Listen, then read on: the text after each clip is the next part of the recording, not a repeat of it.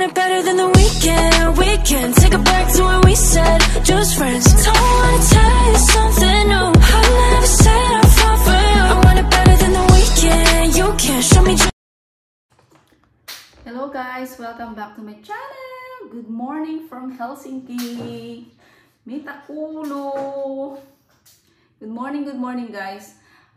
Guys, pag-usapan natin ngayon about yung sa family ties kasi from my previous vlog in-upload ko na dumating dito yung mag-ama ko. That was June 27. So mga 2 months na sila dito sa Finland.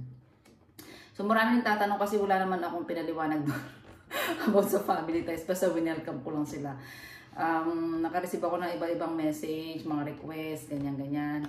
So ayan, meron naman tayong time na makapag mini vlog.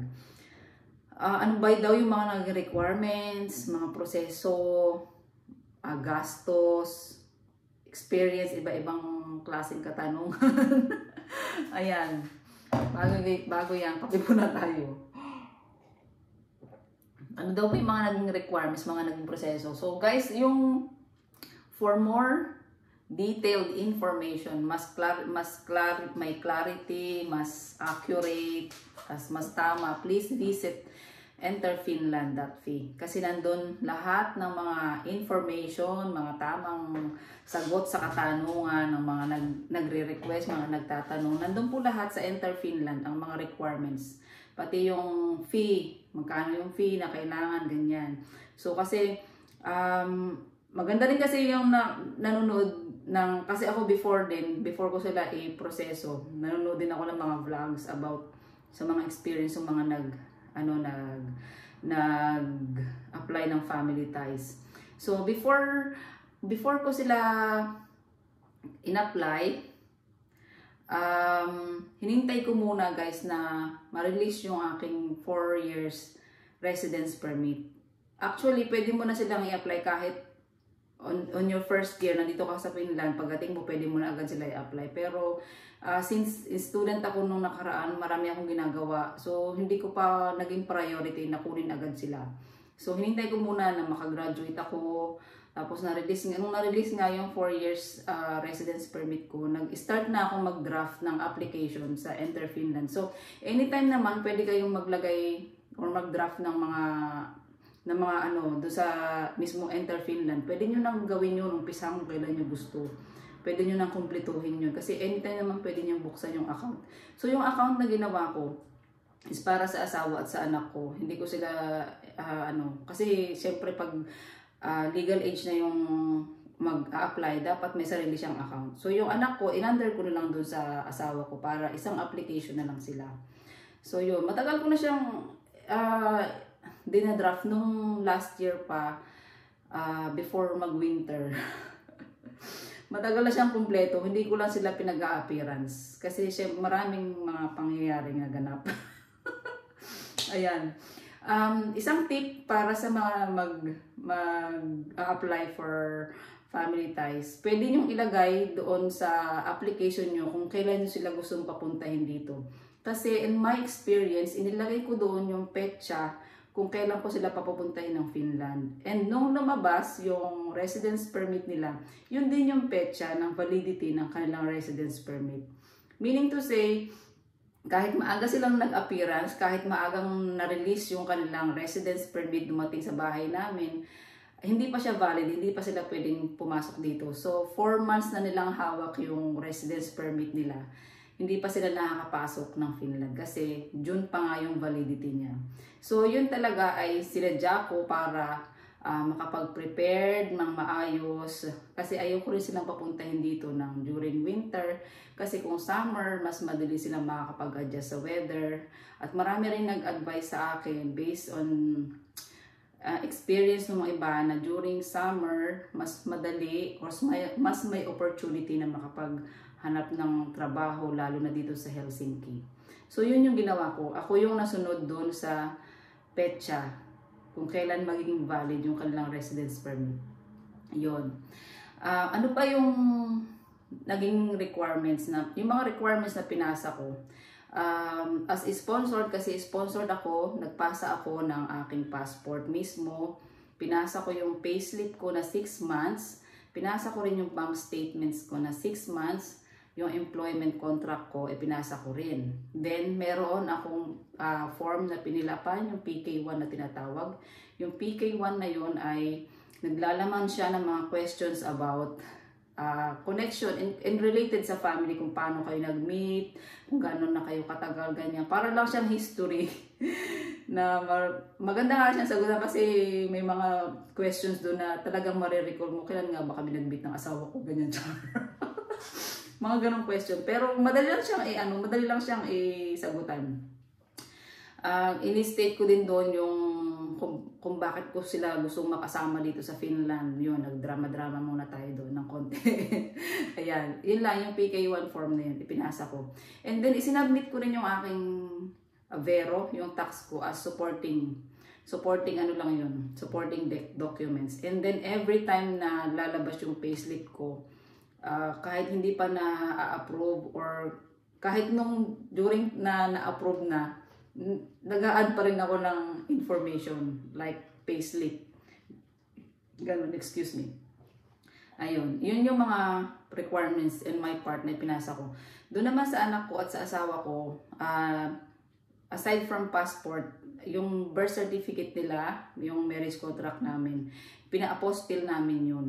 Ang required, gusto ng mismong embassy, pag magpapa-apostle ka yung bago, yung 6 months, within 6 months, bagong labas from NSO. So yun, magkano lang yun, parang nasa 200 lang. Yun lang yung kanilang ipinasa doon. Aside from, tapos, yung mga requirements naman na ipinasa ko is hawak din nila kasi pwede naman yung ipa-print. Hawak din nila lahat yun.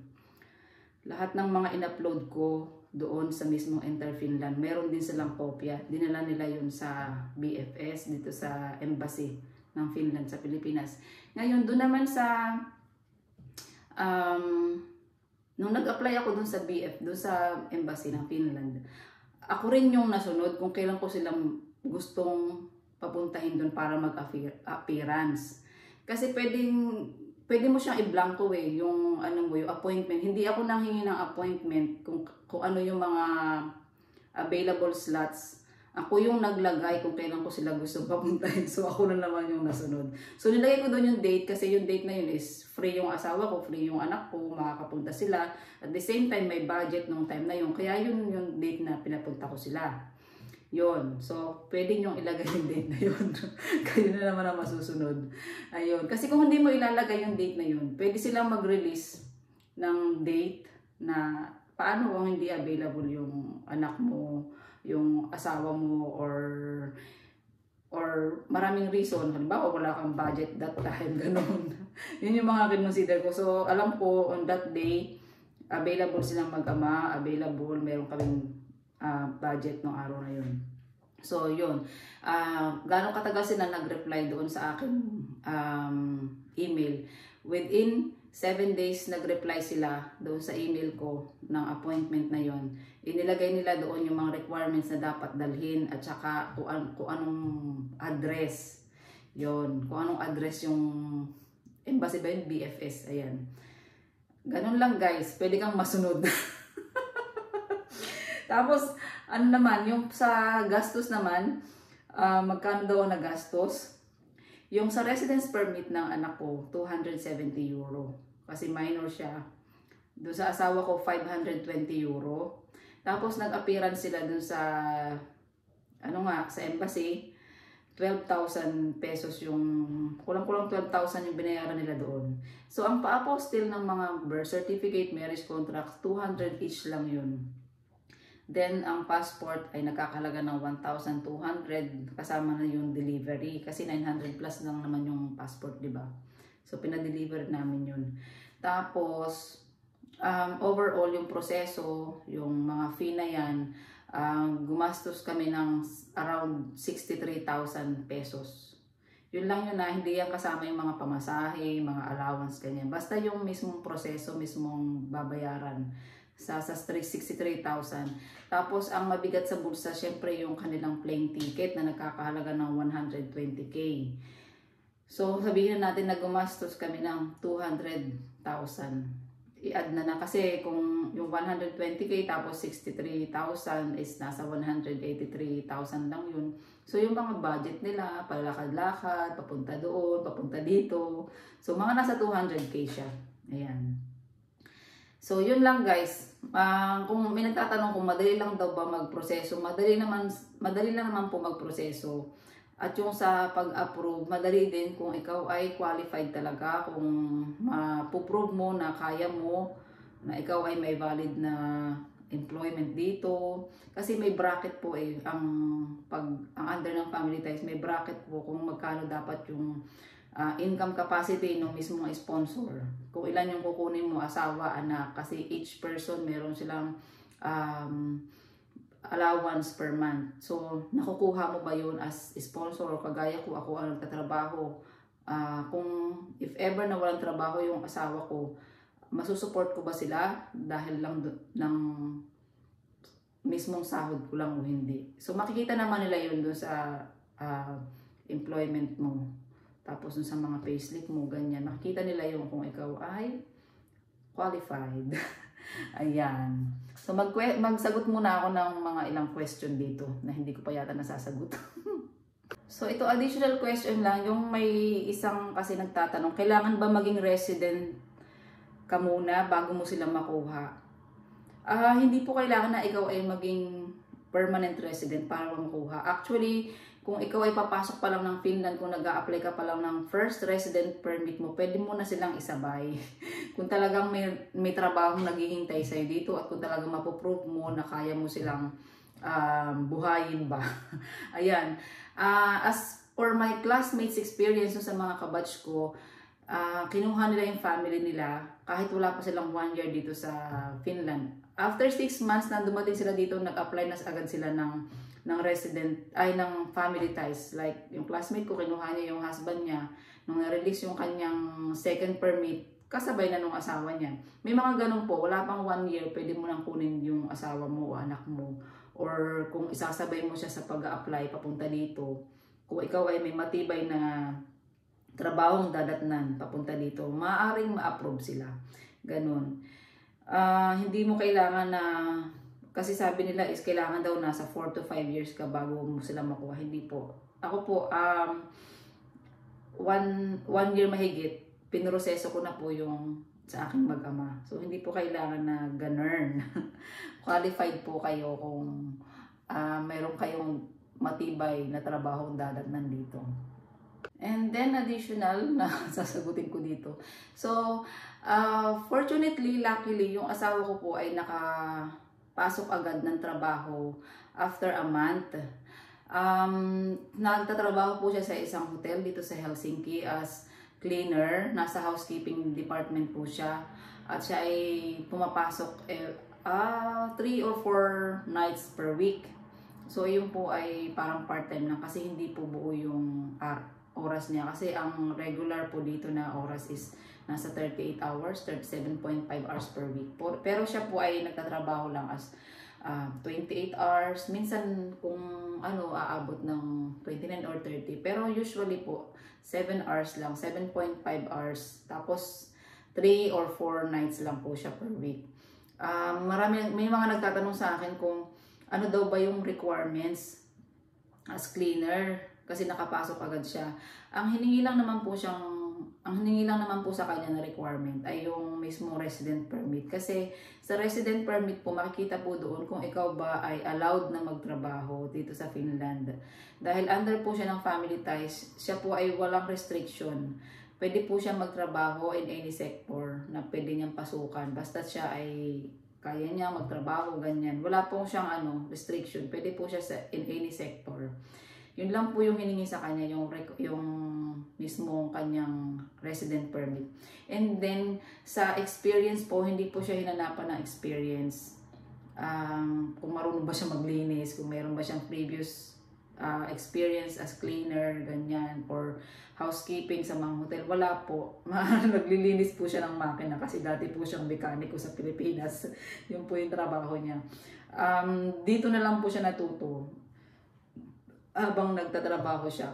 Kasi parang kung tutusin, training pa rin siya eh. Kasi lahat inaaral niya pa rin hanggang ngayon. Kasi nasa bagong siya eh. Bagong dimension, bago yung mundo niya. Kung dati makina yung nililinis niya, ngayon hotel ang nililinis niya. So yun po, lahat po ay doon niya natutunan sa mismong hotel. Kaya I'm very thankful doon sa mga taong nakakatrabaho niya ngayon, most especially doon sa mga naging way para makatrabaho siya doon kasi may mga Pilipino po doon na nagtatrabaho. Kasi actually nag-send po kami ng application doon sa company. Tapos nalaman ko na meron pala doon na kakilala na nagtatrabaho doon. So nagtanong din po ako sa kanya, and nung time na yung kailangan po nila ng staff para sa panggabi. So yun, mahirap din po maghanap talaga ng trabaho. Sa totoo lang po na pag nakakasabay ko po yung mga Pilipino, gaya yung asawa ko nag-assess siya, nag-language assessment siya. May mga nakasabay siya doon ng mga Pilipino na ilang buwan na po dito sa Finland. Pero wala pa rin trabaho. Medyo ko doon na kasi alam natin na napakahirap ng buhay dito sa Finland. Kung ikaw lang nagtatrabaho. Kasi ang dami ditong bayarin.